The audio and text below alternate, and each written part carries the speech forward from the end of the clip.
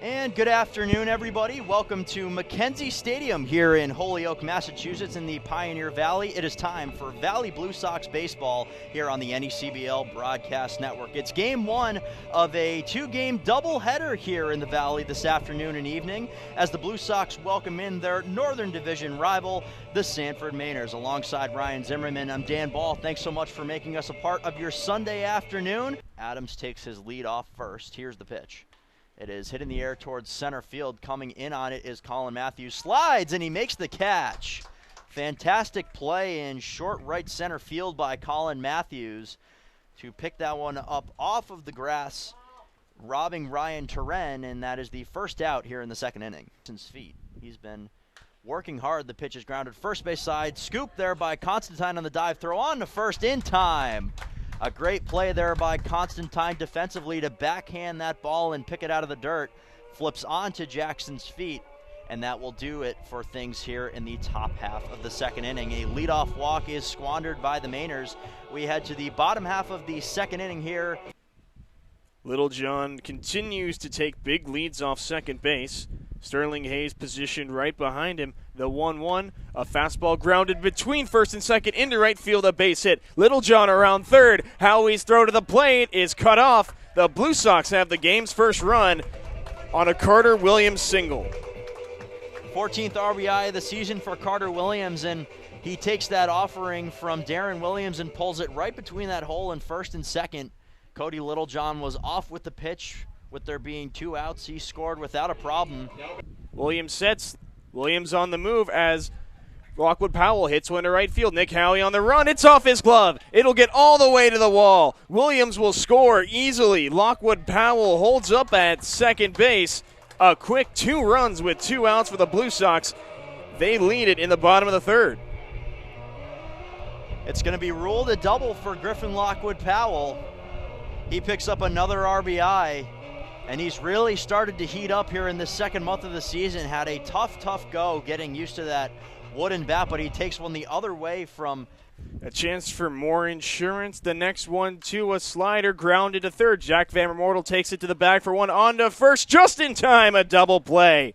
A 5-3 twin killing, and there are 2 down in the fourth. That is one heck of a play down there at third base by Jack Van Remortel. He knew exactly what to do as soon as he backhanded that ball, took charge and stepped on the bag, and then a nice throw across the body to beat Danny Ryan by a step or two.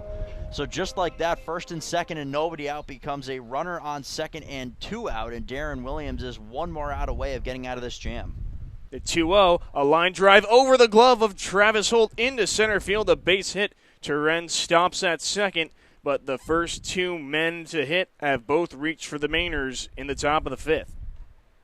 And while you don't say anything about it while it's happening, that is the first hit surrendered by Jackson's feet so far in this one. The 0 becomes a 1 on the scoreboard, and all of a sudden now you got to focus on just getting outs now that the little mini no-no is done, because you have 2 runners on and nobody out. And regardless of where you are in the order, it's a big chance to threaten and cash in here for the Mainers. He's got 16 batted in this year. It looked to increase this total and get the Blue Sox thinking in the third base dugout as he drives one to center field. Matthews is there to make the catch. Turen tags. The throw to the plate is not in time. The Mainers are on the board on a Sterling Hayes sacrifice fly. It's 2-1. Well, Hayes was not wasting any time with that one. Drove the ball to center field, and in this spacious outfield here at Mackenzie Stadium, even though Matthews was only about halfway to the wall from the infield, he still had a long way to throw, and an easy stand-up score there from Ryan Turen. We've had 2 Williams-on-Williams battles today, each going in separate directions. This would be the rubber match. Williams drives one to center. That gets down in front of Shane Marshall, a base hit. A big turnaround first, but he puts on the brakes. A 2-out knock for Carter. Sees Darren have to work from the stretch against Griffin Lockwood Powell. Second hit of the day, and I guess that rubber match, so to speak, goes in favor of the Blue Sox Carter Williams, but a nice job there, inside-out swing to drive that into the left center field gap. A long look from Williams at Williams, the 1-1. A curveball groove to right center field. That'll split the gap and will score Williams from second. Lockwood Powell gets to second. The two trade spots on the diamond. The Blue Sox restore their 2-run lead straight away to try and finish off this sixth. First pitch to Danny Ryan is lined in the air towards left center. This one is going to be caught on a slide by Shane Marshall. Retreating back to first without a throw is Travis Holt. A fantastic play in center field by Shane Marshall, moving towards left field. He robs that one in the gap for the second out.